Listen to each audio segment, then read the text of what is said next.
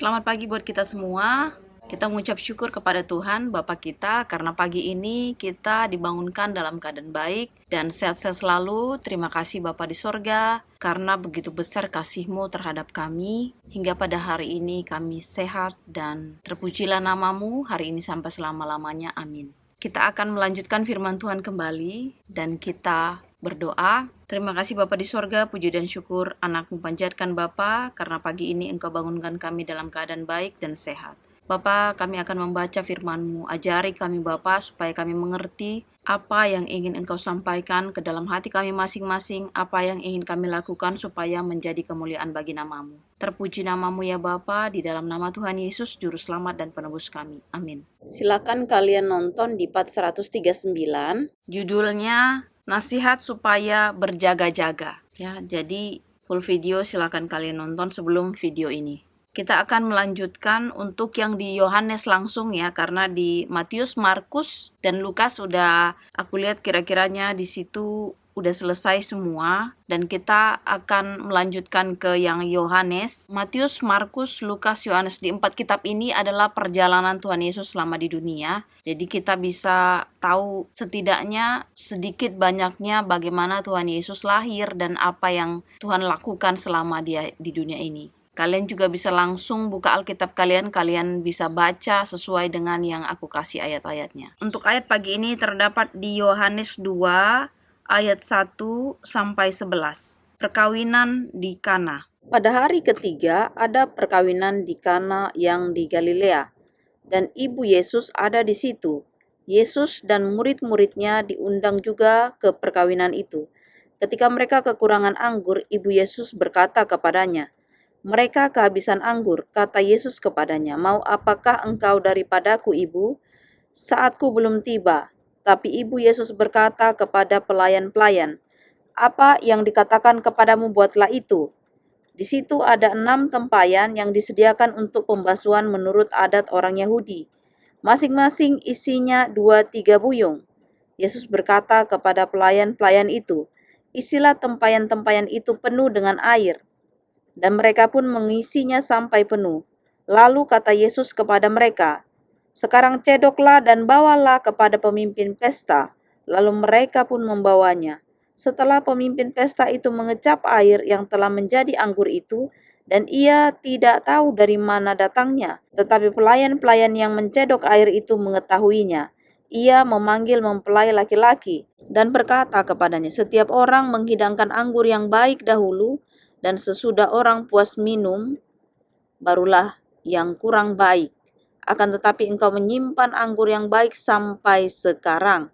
Hal itu dibuat Yesus di Kana yang di Galilea sebagai yang pertama dari tanda-tandanya, dan dengan itu ia telah menyatakan kemuliaannya dan murid-muridnya percaya kepadanya. Jadi luar biasa Tuhan Yesus kita ini. Kalau di sini dikatakan adalah mujizat yang pertama ya, katanya di sini sebagai yang pertama dari tanda-tandanya, dan dengan itu ia telah menyatakan kemuliaannya dan murid-muridnya percaya kepadanya. Kalau misalnya kita mau katakan di sini, biasanya pesta itu selalu yang baik-baik dulu, ibaratnya anggur, makanan selalu yang diberikan itu yang the best dulu. Nanti kalau tamu-tamu udah selesai makan atau minum, barulah dikasih yang atau diberikan yang ibaratnya tidak the best lagi dari yang pertama gitu loh. Tetapi di sini sampai dikatakan di sini si pengurus pesta itu, atau yang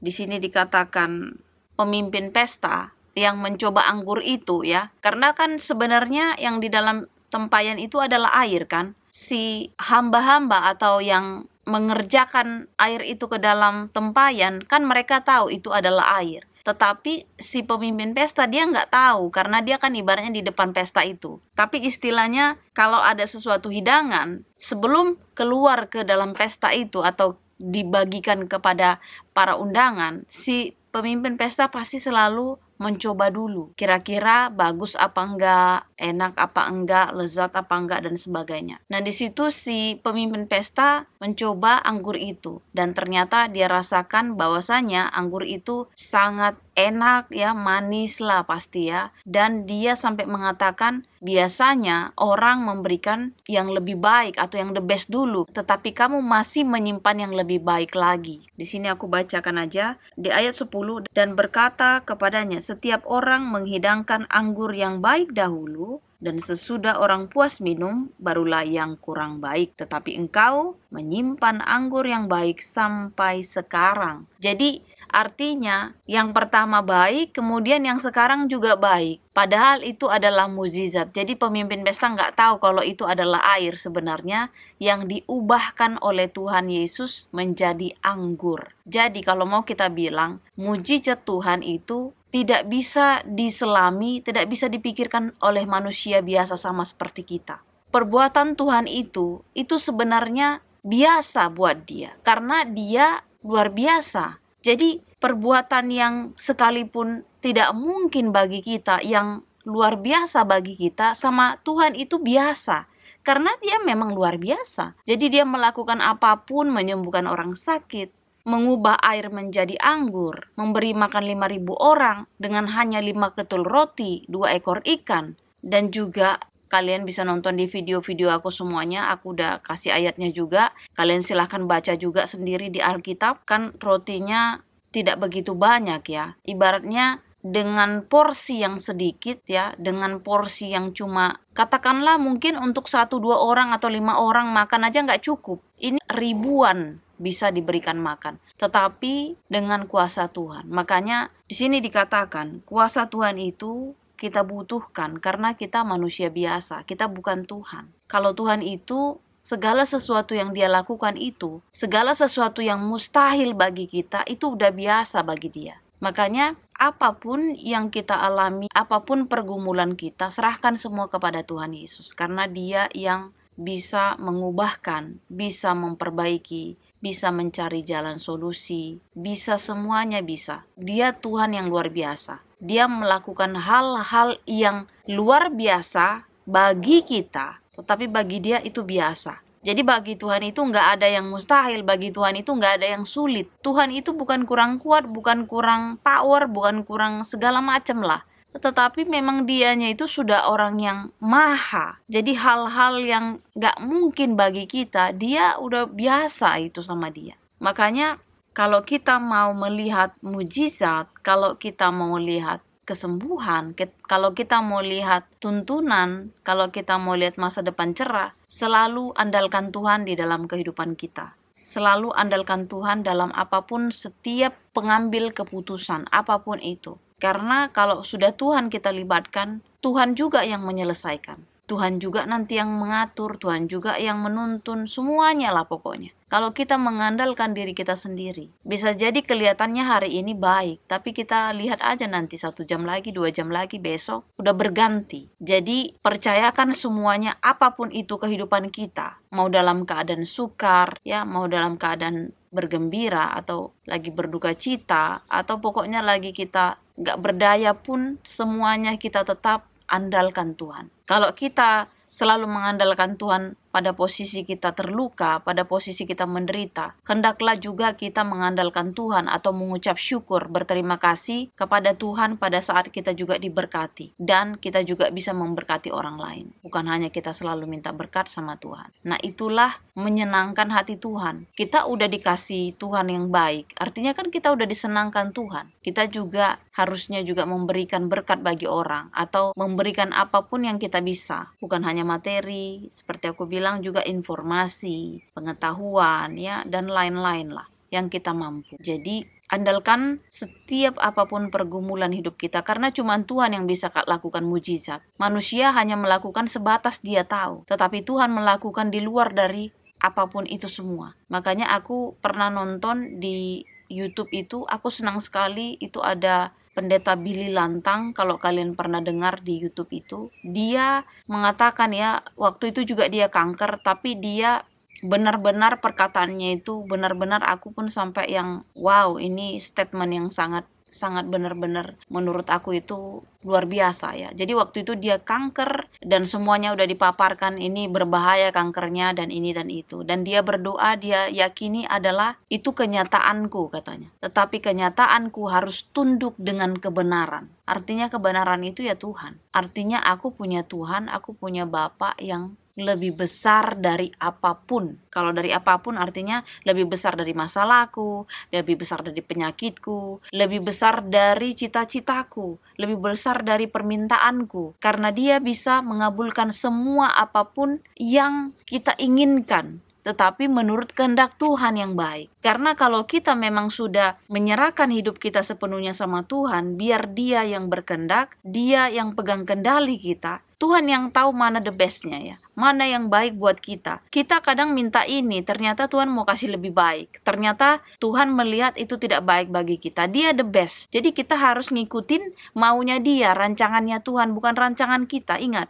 rancangan kita kelihatannya hanya lebih baik di sini. Tetapi untuk kesananya kita belum tentu. Tapi kalau bersama Tuhan, sekalipun kita lihat kesannya hari ini seperti tidak ada kehidupan ya, seperti kacau balau, tetapi kita pegang terus tangan Tuhan, dan pada saat kita nanti di ujungnya itu adalah kemuliaan, kesukacitaan, dan jangan ragu-ragu untuk selalu berdoa sama Tuhan, untuk selalu berkomunikasi sama Tuhan, supaya hidup kita ini semakin diberkati. Kita nggak lupa, karena kalau kita nggak cas, sama kayak baterai, kalau nggak dicas HP-nya nggak bisa hidup. Sama seperti firman Tuhan ini, tetap baca. Meskipun seperti semalam aku mungkin sibukkan les, jadi aku nggak bisa siapkan video ya. Tapi terus terang kalau untuk berdoa sama Tuhan, pokoknya selama aku buka mata pagi, aku selalu langsung bilang, Tuhan terima kasih karena Engkau memberikan kesehatan, Engkau memberikan nyawa, Engkau memberikan nafas di tubuhku. Aku bisa bangun Tuhan, aku ucapkan itu. Tetapi maksudku di sini kalau untuk bikin video kan butuh waktu ya. Tetapi aku buat seperti ini juga supaya kalian di sana merasakan dan melakukan seperti, bukan riak lagi juga ya, seperti apapun yang kalian inginkan di dalam hidup, lakukan itu untuk kemuliaan nama Tuhan. Pada saat kalian bangun pagi, pada saat kalian sehat, pada saat kalian bisa makan, itu ucap syukur sama Tuhan. Karena banyak orang yang mungkin kurang beruntung ya dari kita.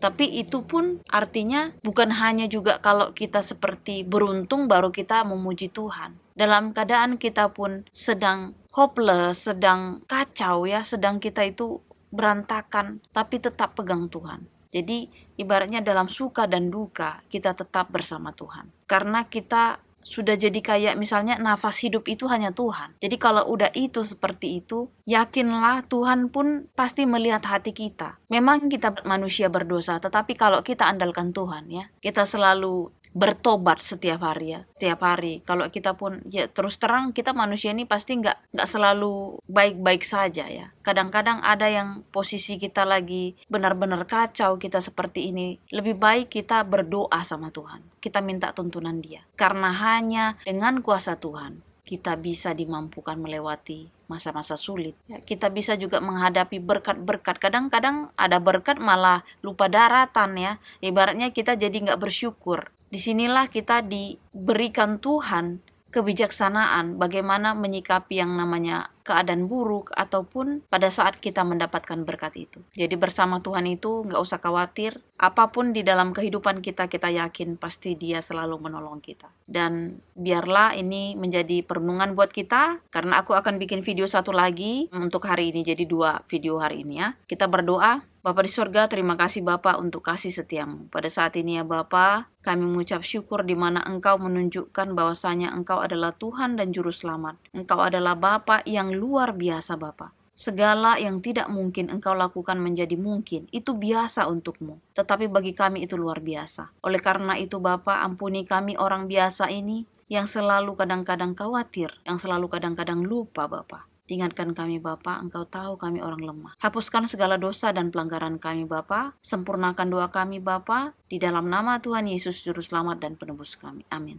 Terima kasih sudah menonton video ini. Jangan lupa like, subscribe, dan di-share. Kemudian kalau kalian punya komen, silakan di komen. Tuhan Yesus memberkati. Amin.